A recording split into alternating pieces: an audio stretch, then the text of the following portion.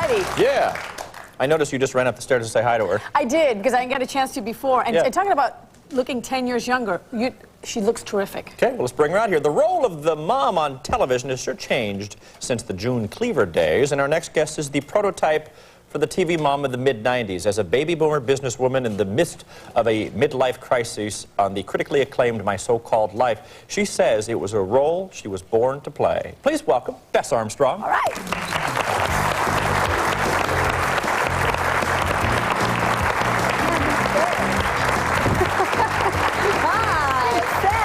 Big set. Welcome. Hi, nice to see you again. Nice to see you again.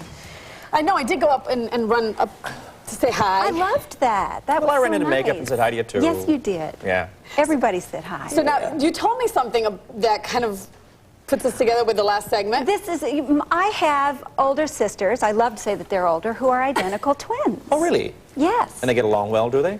They actually do. Did they talk in unison like those two did? Man, that got annoying. Thank the Lord, no. Yeah. Wow, did that get on my nerves? Michael? No, it was confusing enough around the house without them talking in unison. I mentioned in this Brady Bunch trivia how they had never cracked the top 20 and how you're in a position now frustrated, as we never know. We don't know our future. We certainly understand not cracking the top 20. Yeah. Yes, we do. Our show has been certainly struggling in the ratings at 8 o'clock on Thursday nights, but on the other hand, we're on every top 10 list. Yeah. We've had the most phenomenal reviews, just raves, Oh, my raves, goodness. raves. And Yes. I guess you can't have everything, Well, but I an remember audience in would the help. fall, but I was reading up where Cheers, the first season, was like number 75 out of 78 That's right. shows. And That's right. 11 years later, That's right. And who Hill Street remembers that? Blues and St. Elsewhere, and I think these are all shows that people would hate if they hadn't been on the air, so we're just kind of hoping. The thing that we know is that a lot of the executives at ABC adore our show and have really gone to bat for it and are passionate for it and want to know what happens in the next episode. So Well, we're you know, hoping they that, have you know, families as well, and I've Exactly. seen that show. When you sit down with a child, your children, and watch that show, you are going to come up with something to talk about. You deal with so many issues. That was the hope, and that's what it's turned out to be. That I think that because it's on at 8 and because it has so many teenagers in it, there was this assumption made that it was Blossom, or it was Beverly Hills 90210, that it was not for people our age. And I love when I hit the little, All right. the Don't little worry about it. microphone. Caroline, that our goes audio boom. lady. You know, As long as we all do it, it doesn't feel bad. Exactly.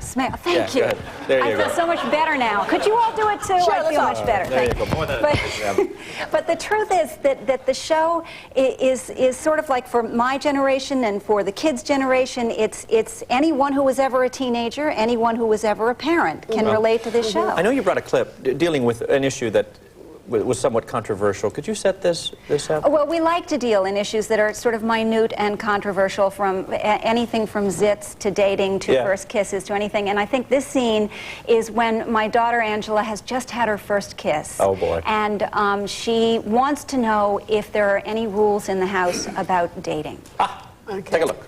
Bess Armstrong at work. I can go out on dates, right?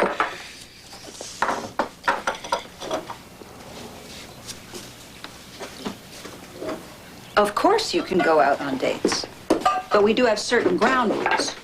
Like what? Like what? Like, you have a curfew, and we have to know where you're going and whoever else is going to be there. And we have to have an understanding about drinking, namely that you're not going to be doing any. And if a boy that you're out with takes a drink, then you have to swear on a stack of Bibles that you will not let him drive you home. And of course we have to meet him first, whoever he is. And that's it. Wow. Yeah. That reminds me of my growing up. That's something that every teenager is going to go through when, you know. Every teenager, but more than that, I mean, I think everybody who's been a parent has been caught in one of those moments when no matter how much you try to be prepared, your kid asks you a question that you're not ready for. And, you know, if you're with your mate, you kind of look at each other like, are you going to catch this ball or am I going to catch this ball? Right? I have children, Yeah. yes. But not and, of dating you know, age yet, right? No, I spend my days at work with my girls, my teenage girls, and I go home to my little boys at night. I've got How old are they? 3.5 and almost 7. We're having the 7-year slumber party this weekend. Oh, boy. Are you prepared? Is one ever prepared? Perhaps not. How many kids are coming over for the slumber party? 6. Am I a fool?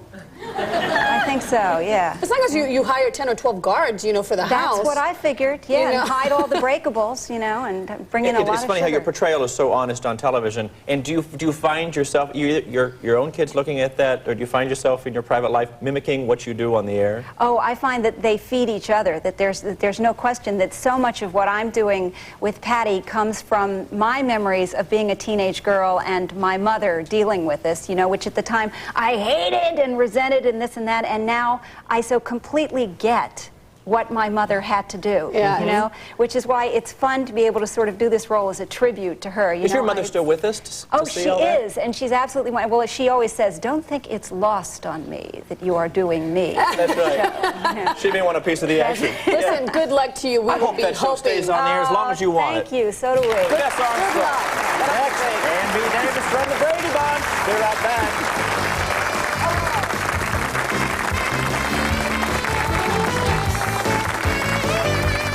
The Brady Bunch housekeeper cooks up a hearty meal you can make in one pie.